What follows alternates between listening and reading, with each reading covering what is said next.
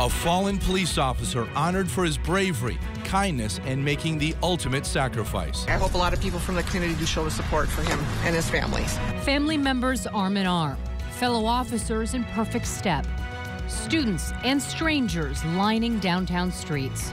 All say a final goodbye before laying Cold Spring police officer Tom Decker to rest. Officer Decker was a son, a husband, and a father. He was living his dream, keeping his hometown safe, and he died doing just that. Today, Minnesotans honored the Cold Spring officer who was killed in the line of duty less than a week ago. Tonight, we have team coverage from the funeral to the procession through his hometown to his final resting place. We start with 5 Eyewitness News reporter Mark Saxenmeyer live in Cold Spring tonight. Mark. Leah, funerals and farewells are always heartbreaking, but especially so when the person who died was protecting Minnesota. More than 3,000 people turned out today to pay tribute to Officer Thomas Deckard. Those who knew him well simply called him Tommy. As the sun rose in the December cold, they came from far and wide to say goodbye. Friends and family, neighbors and classmates, and peace officers from around the state, the country, from Canada, 2,300 in all. And then there were those here who had never even met Officer Decker. They simply came to thank him for his sacrifice.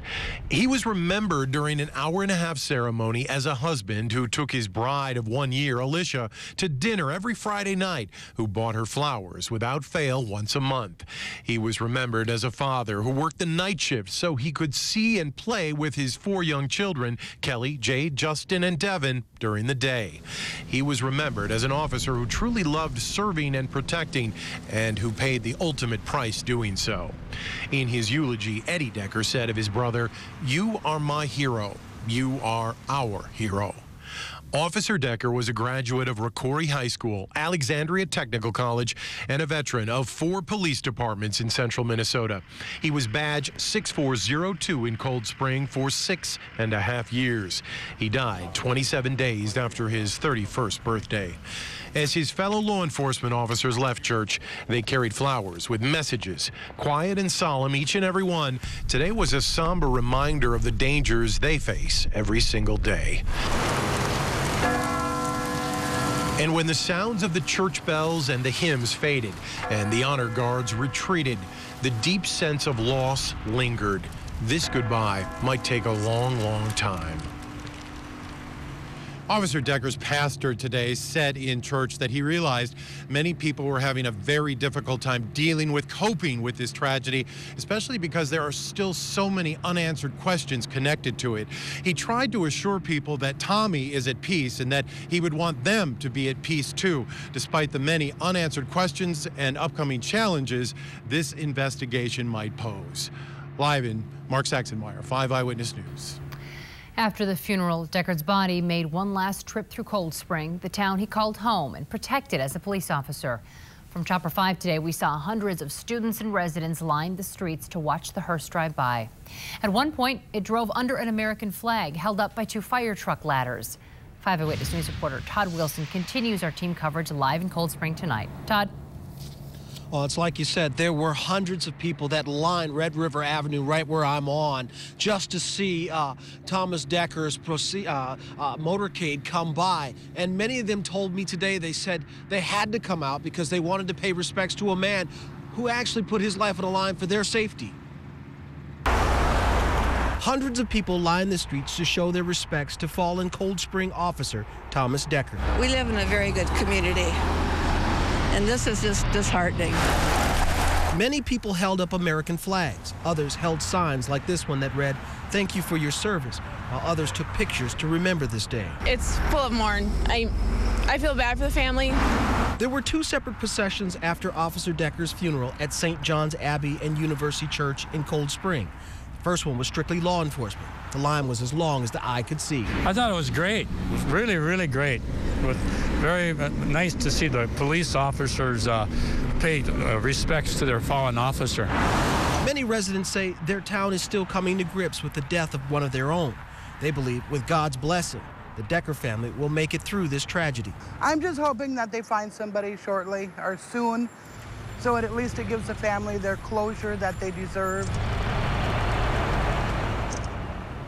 A number of residents this afternoon told me that they wanted to make sure that Officer Decker's kids understand and know that their father was a loving, honorable, hardworking man.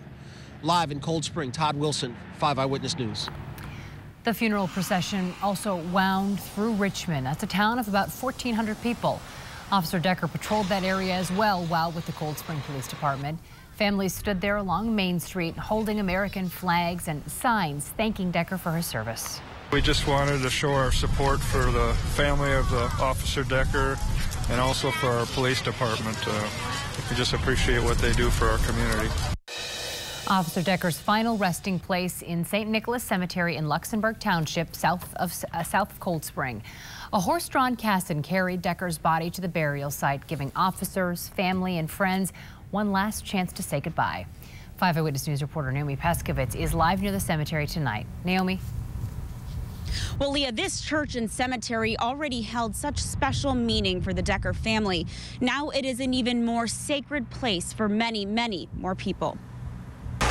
Soft church bells welcomed a beloved officer home. Carried in on a horse-drawn carriage, the hours and miles of honor ended with this: hundreds of brothers and sisters in blue. You know, it's a day of respect, of utter, complete respect. Tom Decker's wife was given the flag that wrapped her husband's casket. Arms of other officers wrapped around her for strength. And even in this darkest moment, some find light. You can tell just by looking into his eyes. This was a guy that had a good funny bone, and that's important in law enforcement. If you don't have a sense of humor, it's probably not a good job for you. As 2 State Patrol helicopters flew overhead, the finality settled in.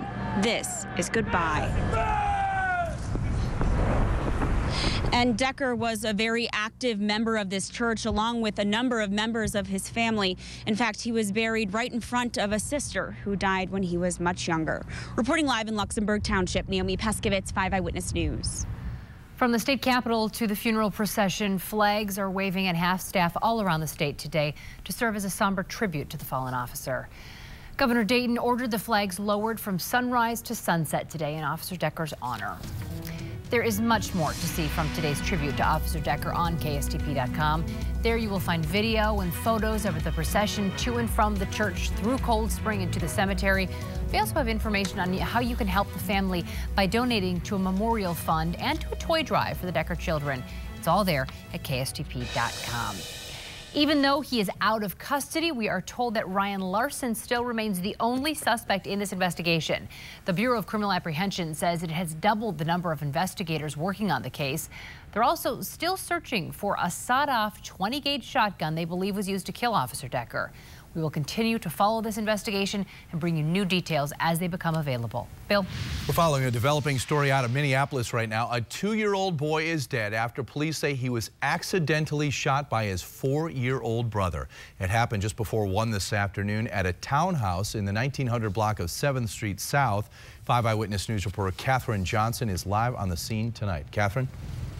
Bill, police cleaned up the crime tape here at this house behind me just minutes ago, but the investigation is only just beginning. The uncle of the 2-year-old tells me that his parents usually kept the gun up high inside of a cabinet inside of this Minneapolis townhouse. But right now, the uncle and police are trying to figure out exactly how the children got their hands on the gun. Inside a bedroom of the townhouse, police say a 4-year-old boy accidentally shot his 2-year-old brother while they were playing with their parents' gun.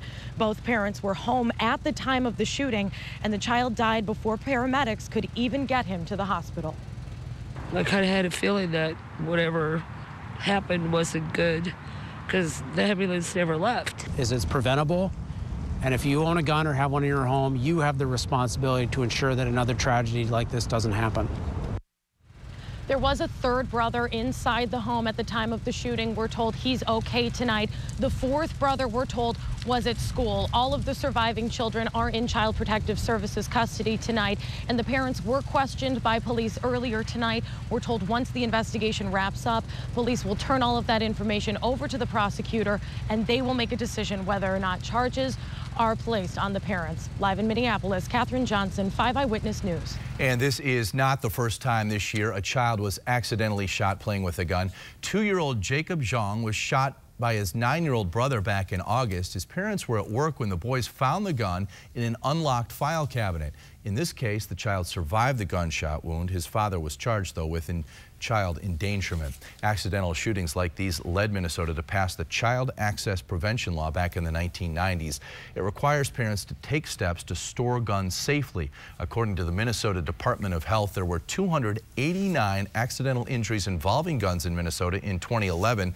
There were 2 deadly accidents. Guns inside homes with children cannot be loaded, must be locked and inaccessible to kids.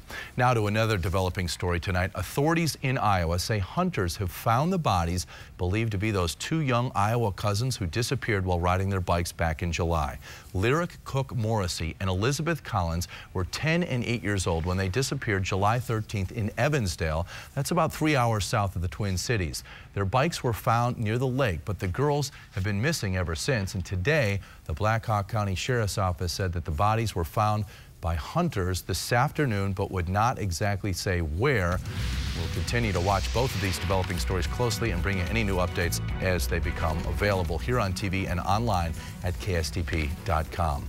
Lawmakers will go back to the Capitol in January with a mission to eliminate another big budget deficit. How both sides say they want to get rid of it.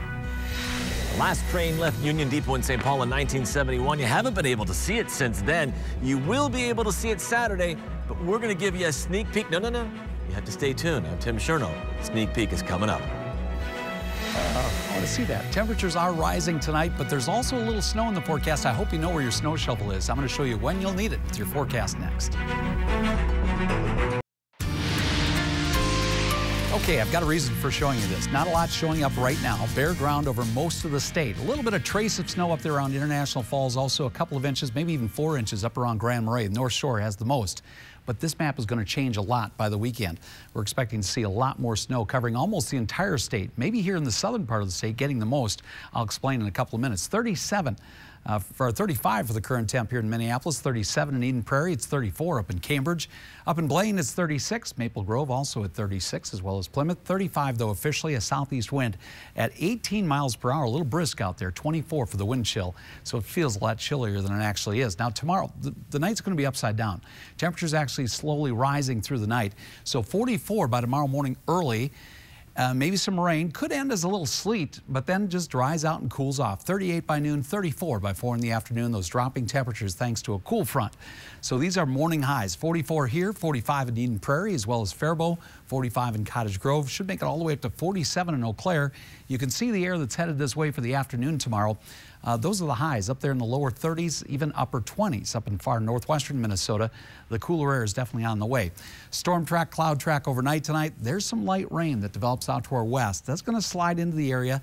I think by 3 a.m. there should be rain covering most of the metros, so a wet morning commute. It could end as a little bit of sleet, but I think for the most part it'll start to pull out around 6 or 7 a.m. and then it starts to clear off, but stays chillier. As we get into Friday, that's when it gets a little more interesting. Friday afternoon, Friday evening, maybe an inch or 2 of snow. That's the first wave of snow. There's more coming after that. 35 for the overnight low tonight. That's happening right now. Temperatures actually slowly rising. Then morning light rain, gradually clearing, falling temps though through the afternoon, that morning high in the lower 40s. Then 33, there's that light snow Friday night into early Saturday, maybe an inch or 2. Heavier snow Saturday night into Sunday, the way it appears right now. Could pick up several inches of snow then. Much colder early next week with highs only in the lower 20s. Leah? Thanks, Dave. When it opened in the 1920s, St. Paul's Union Depot was a place of constant activity. Hundreds of trains rolled in and out every day until 1971. But crews have been painstakingly restoring the building for the past 2 years. It'll reopen this weekend as a transportation hub. And tonight, 5 Eyewitness News reporter Tim Chernow is live at the Union Depot to give us a preview. Tim? Leah, the constant activity is coming back. 300 buses on weekdays, trains, light rail. Officials I talked to today say that a reopened Union Depot is going to be a major driver, not just here for the Lower Town area, but for all of St. Paul. Now, we found a woman who is quite happy that the Union Depot is reopening. She has a story connected with this place, and it starts with a photograph. This is Karen Bruning now. And here she is in 1942 at the Union Depot in St. Paul. And it was such a hustling, bustling place. It was World War II, and her dad was shipping out. And so we went to see him off at the depot. It was the last time she'd see him. But we had taken this family picture just before he left. And then in January 15th, 1945, he was killed in a plane crash. And so never returned to the United States. So that was the last family picture we have. The newly renovated Union Depot reopens Saturday morning. Karen got a preview. She stood in the spot where she last saw her dad. So it was really a bittersweet experience, but just remembering them calling the boarding call for the train. It was a $243 million project. It took 2 years. Amtrak will actually have their passenger rail service down here at the end. Light rail will come out in front in July of 2014.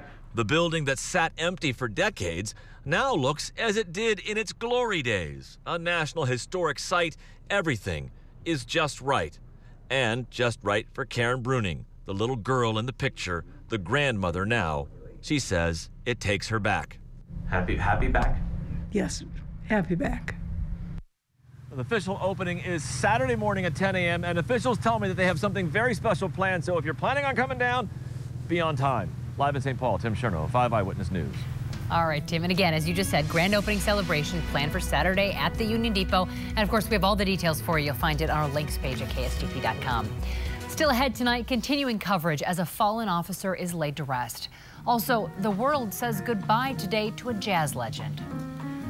The Vikings are sticking with Christian Ponder despite some rough stretches of games. We'll hear from the quarterback coming up next, plus the very latest on Percy Harvin's ankle, and it's not good news.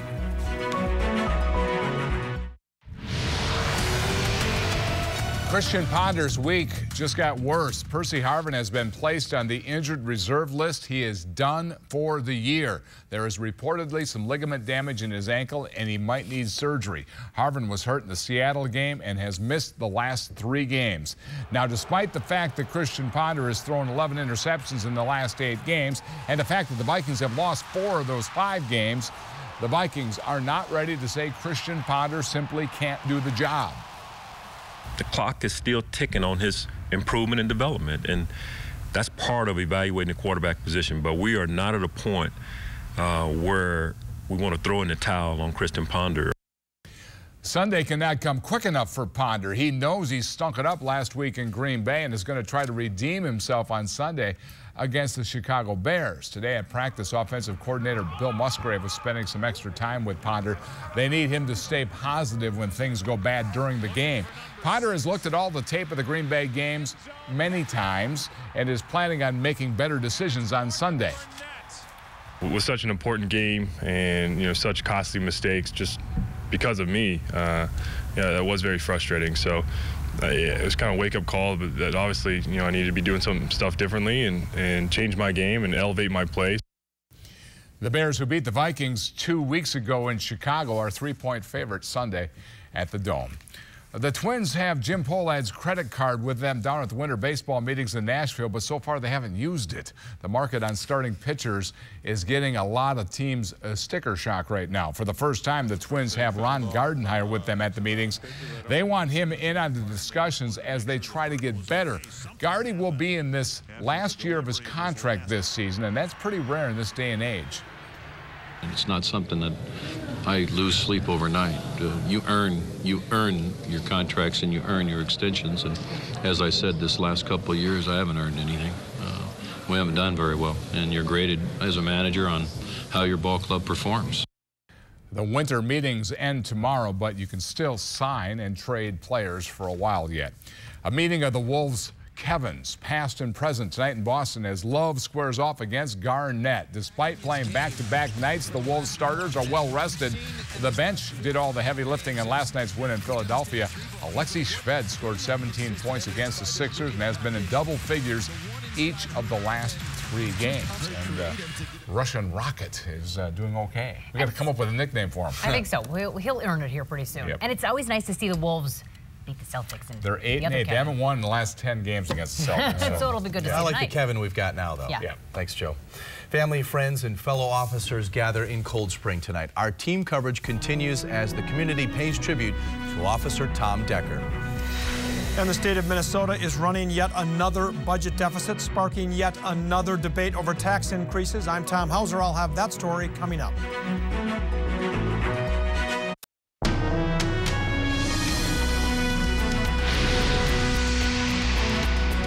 From flags along Main Street to thousands of officers marching in unison, all signs of respect and honor for a fallen Cold Spring police officer.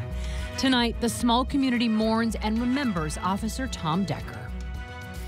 And thousands of officers from around the state all joined family members, friends, and strangers today to say their final goodbyes to Officer Tom Decker.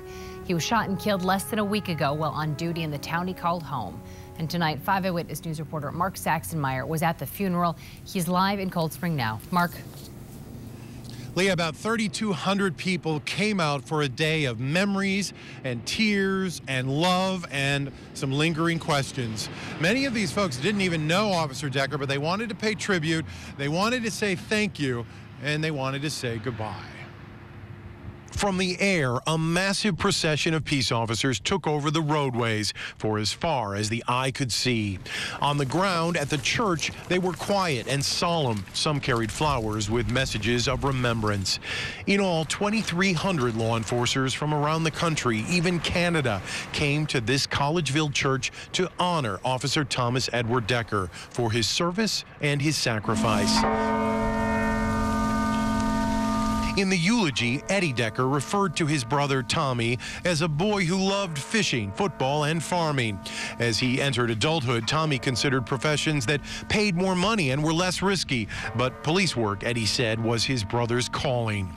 He was remembered as a husband who loved dancing with his new wife, Alicia, as a father who relished playing with his 4 children, Kelly, Jade, Justin, and Devin, and as a man who valued faith, practiced compassion, and insisted on integrity. As they filtered out of church, the air was heavy with silence and sadness and pain, because despite the spirit of the service, despite the pastor saying they were all better for having known Officer Thomas Edward Decker, the cold reality remains. A 31-year-old's life has been cut short. 4 children are left fatherless. A newlywed wife is now a widow. An 8-officer police department is down 1 man, and Minnesota has lost another one of the good guys. They shepherded Officer Decker off to heaven today, but that doesn't make his departure any easier. Perhaps one of the most emotional moments of today's service was when Officer Decker's brother Eddie recalled that his brother wanted to work the night shift here in Cold Spring so he could spend his days with his children. Eddie described how Officer Decker would often fall asleep as his children played around him or on top of him. His children were his world, and they always came first. Live in Cold Spring, Mark Saxenmeyer, 5 Eyewitness News. So many people wanted to say goodbye that it took hours for everyone to leave the funeral. Thousands of officers poured out and got back in their squad cars after the funeral, and that slowed down the procession. Our Ellen McNamara continues our team coverage now with more of the goodbye as thousands of people travel to the cemetery. Ellen? And Leah, no doubt the loss of the officer has affected his family the most, but the pain of loss is also felt by so many law enforcement officers and others around the state. From Chopper 5, you can see all of the officers walking into the funeral this morning. It took a long time for all of them to leave. The procession from the funeral to the cemetery started at the St. John's Abbey and University Church. It moved along to I-94, then looped over to County Road 2 and continued through Cold Spring to Richmond before ending at the cemetery. Friends and others were all invited to line the route to see a hero off on his last journey. I want to honor the officer that died and his other officers and his family, show them that we support them. We felt like we really needed to be out here to show our support. We owed it to Officer Decker and his family. It was a moving tribute from people in Richmond, a city of about 1,400 people. The procession ended at St. Nicholas Cemetery, where Officer Decker was buried with full police honors. Leah, back to you. Helen, thanks. You will find much more coverage of today's funeral for Officer Decker on KSTP.com. We have extended video and we have some pictures of the procession to and from the church through Cold Spring into the cemetery. We also have information on how you can help the family by donating to a memorial fund and to a toy drive for the Decker children. It's all online at KSTP.com. Bill. Minneapolis police are investigating the death of a 2-year-old boy shot and killed by his brother. The boys were in their home in the 1900 block of 7th Street South. That's in the Riverside neighborhood. It happened just before 1 this afternoon. We're told the parents were home at the time. Police tell us the boy, apparently playing with the gun, was just 4 years old. The 2-year-old died on his way to the hospital. A Minnetonka man is killed in a crash with a police squad car. State Patrol says the Minnetonka police car had its lights flashing and sirens activated. The State Patrol says 52-year-old Sean Kean drove through the intersection of Excelsior Boulevard and Woodland Road as the squad car was approaching. The squad then hit Kean's BMW. Minnetonka officer Dan Aschenbrenner, who was responding to a call, was not seriously hurt. 2 North Dakota National Guard soldiers were killed in Afghanistan when a roadside bomb hit their truck. 41-year-old Sergeant Darren Lind of Devil's Lake and 20-year-old Specialist Tyler Orgard of Bismarck were on a mission to keep roads safe in Afghanistan. This is video from their send-off ceremony back in April. While they were on mission, they encountered an IED, improvised explosive device, and sadly and unfortunately, it detonated very near the vehicle. And as a result, the 2 soldiers were killed and the 3rd was injured. 23-year-old Ian Plasek of Bismarck is being treated for a wound to the neck. The man who caught listeners' ears with challenging jazz rhythms has died.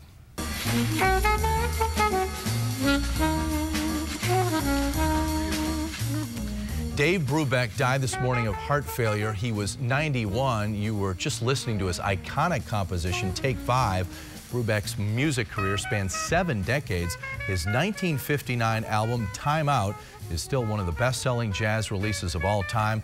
Tomorrow would have been his 92nd birthday. Somewhat of a bittersweet event. Coming up, the Como Zoo prepares to send some friends off with a fond farewell. But first, a common drug used to treat breast cancer may work better yet with a small treatment tweak.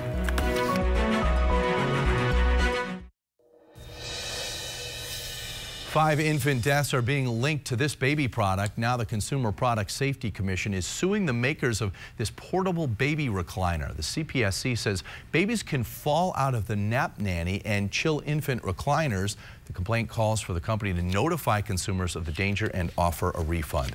Topping health headlines tonight, there's a new hope. A popular breast cancer drug can cut the number of deaths, but the treatment plans may need to change a bit. New research from the University of Oxford found breast cancer patients taking tamoxifen can cut their chances of the disease coming back and killing them if they stay on the pills for 10 full years. Right now, most doctors recommend patients use the pills for 5 years. Researchers found the 10-year plan can cut the risk of recurrence by 25% and cut risk of death by 29%. There may be a better way to detect birth defects beyond the traditional testing for women who are pregnant. It's called microarray analysis. New research at Columbia University shows that that process may provide more detailed results. The process is still invasive, meaning DNA of the fetus needs to be drawn from the womb, but the new test found abnormalities in a small number of women that were not seen in standard chromosome analysis. That's 6% of those patients that now have an opportunity for a diagnosis earlier than maybe later, and then, helps them with planning and preparing for the rest of the pregnancy. Doctors say there is room for both tests, but microarray may soon become standard. Many insurance companies already cover that process. You should check before asking for the test. Well, imagine working a 30-hour shift on little or no sleep. That's what many medical interns are doing these days. A new study looks at whether protected sleep periods for interns would improve their alertness. Protected meaning they turn in their phones and their pagers. During the study, one group slept only if time allowed. The other group had protected sleep periods during their shift. It wasn't close to a full night's sleep, but the interns who had some protected sleep showed much higher levels of cognitive performance. Leah? When you think about top vacation spots all around the world, well, the Twin Cities probably doesn't come to mind, but a new top 10 survey may give you reason to think again. And right now we're tracking a little bit of light rain that's out in western and southwestern Minnesota. That's coming first, but I'm going to show you when you could use your snow shovel. It's coming up with our forecast next.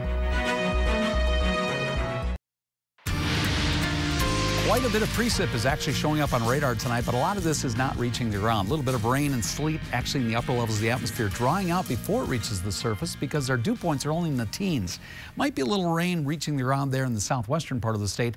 That's the area that's going to kind of grow in size and coverage over the next couple of hours. Should start to invade the eastern part of the state by the early morning hours. Temperature-wise, it's all going to be liquid because our temps are steady or slowly rising throughout the night. It's 35 in Minneapolis, 34 up there in Cambridge, 35 right now in St. Cloud, Menominee currently at 32, as well as White Bear Lake.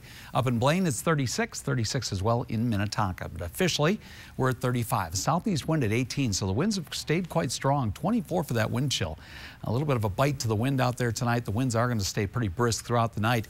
44 to start out the day tomorrow morning early, and some light rain early. That should dry up and the clouds start to break up. 34 though in the afternoon as that cold front comes through.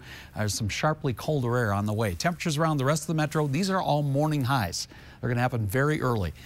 After that cool front comes through at about 7 or 8 a.m., we'll see those temperatures drop off dramatically. That's the type of air that's headed this way. Temperatures in the low to mid 30s up to our northwest, 40s here in the southern part of the state, as well as for you folks in western Wisconsin. Now the cloud track shows a little bit of light rain tonight at about 10 p.m. just to the west of us. That then moves on in. By 3 a.m., we should have a fairly large area of light rain covering most of the eastern part of the state. Temperatures at that point in the lower 40s. It starts to move out at 6 a.m., but still wet roadways, I think, for that morning commute. Could change over to a little sleet before it moves out, but then the sky's clear. But watch what happens on Friday. A larger area of snow moves in across the area, about the southern and central parts of our state, maybe picking up an inch or two Friday night into early Saturday, and then more Saturday night. 35 for the overnight low tonight with cloudy skies, some light rain developing as we saw. 44 tomorrow morning, then temps gradually falling, I think, through the afternoon. Northwest winds around 10 to 15 as we look ahead. Much cooler as we head into the weekend. There's that snow Friday night into early Saturday. Then Saturday night into Sunday, the snow becomes a little heavier. Several inches of snow are possible by Sunday, and only low 20s for highs early next week. Yeah, a lot colder. Leah? A lot colder. Thanks, Dave. Well, folks, be prepared for another state capitol battle over tax increases. A budget forecast issued today shows a state with another deficit topping $1 billion. Our chief political reporter, Tom Hauser, is here now. He's got the latest numbers. And of course, Tom, the debate goes on at the Capitol over how to fix this. Oh, it certainly does. And one thing we heard over and over again today was about how this budget forecast contains both good news and bad news. And it is the holiday season. So let's start with the good news. For the 2012-2013 budget cycle, there's a $1.3 billion surplus. Now, by law, all of that money has to go toward paying back money borrowed from school districts to balance the budget over the past 2 years. And now the bad news. For the 2014-15 budget cycle, the state projects a $1.1 billion deficit. Governor Dayton says he's very likely to propose an income tax increase on wealthy Minnesotans, even though they might also face a federal income tax hike. I propose to raise taxes on the wealthiest 2%. And I think they can afford both of those increases. You know, they were paying the higher rates during the 1990s when President Clinton was in office, and we enjoyed boom years. There will be a major debate over taxes, but Democrats hold most of the power now at the state capitol, and they say it will be tough to balance another $1 billion deficit without tax increases. I expect that he cannot do all of that with just cuts, that there's going to be some revenue on that, and I expect there'll be a piece of it, not all of it, but a piece of it will likely, I would think, be a higher income tax on high wage earners. If we hit the fiscal cliff at the federal level and taxes increase, they're already claiming that there's going to be a huge jump in the unemployment rate. If we double down on top of that and raise taxes here in Minnesota, it could be catastrophic to our economy. Now, one other interesting note in the budget forecast, so far revenue from electronic pull tabs is coming in well below projections. Now, that's important because for the current fiscal year, these revenues are projected to come in $18 million less than anticipated, or about 50% less. And of course, Leah, the reason that's important is that that is one of the main funding mechanisms for the new Viking Stadium. And there's got to be some concern there at the Capitol. What are they going to do if they don't get enough money from the pull tabs? There is some concern, but the governor's office says that they anticipated there might be some hiccups along the way because this is new technology. They're trying to roll it out for the first time, and so they're taking a wait-and-see attitude, but they think once it's up and running fully, it's going to meet projections, so we'll be keeping a close eye on it. They're hoping. Yeah, Tom, thank you. Bill? All right, guys, the Fed's dealing with money issues of their own. Lawmakers on Capitol Hill likely won't be going home for the holidays. Fiscal cliff talks continued without much progress today. Democrats and Republicans remain deadlocked when it comes to raising taxes. Let's allow higher rates to go up for the top 2%. There are ways to limit deductions, close loopholes, and have the same people pay more of their money to the federal government without raising tax rates, which we believe will harm our economy. The House was scheduled to recess for the holidays December 14th. Both sides say that's not happening until a deal is reached. NHL owners and players met face-to-face today trying to end the lockout. They met for 8 hours yesterday as well. Both sides seemed upbeat but would not talk about what exactly was discussed. The group consists of 6 owners and 18 players. No one from the Wilds involved. Also removed from the talks, Commissioner Gary Bettman and players negotiator Donald Fair. Today, the group planned to talk about what's next if a deal is not reached soon. Right now, games are canceled through next Friday.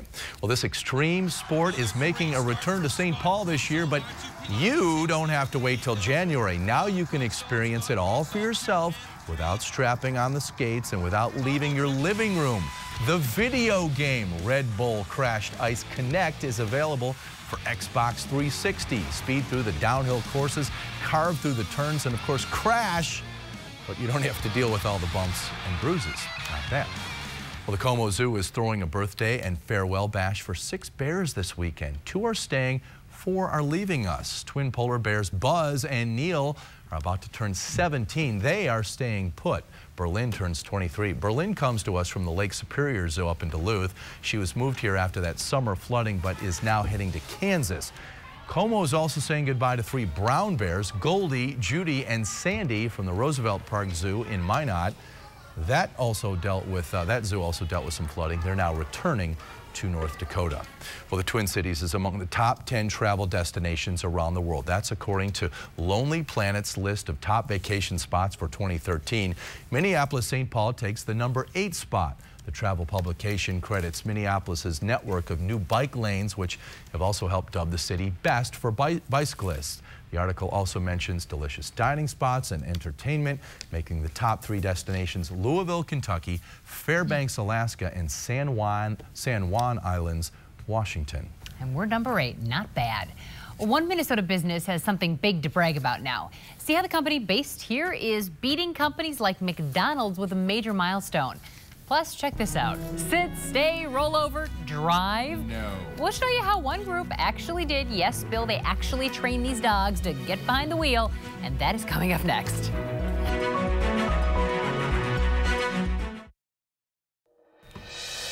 Obesity in children could actually save their lives. Coming up tonight on 5 Eyewitness News at 10, see why doctors believe that it is a tip-off to a problem even more dangerous. Plus, we will have the latest on Officer Decker's funeral live from Cold Spring tonight.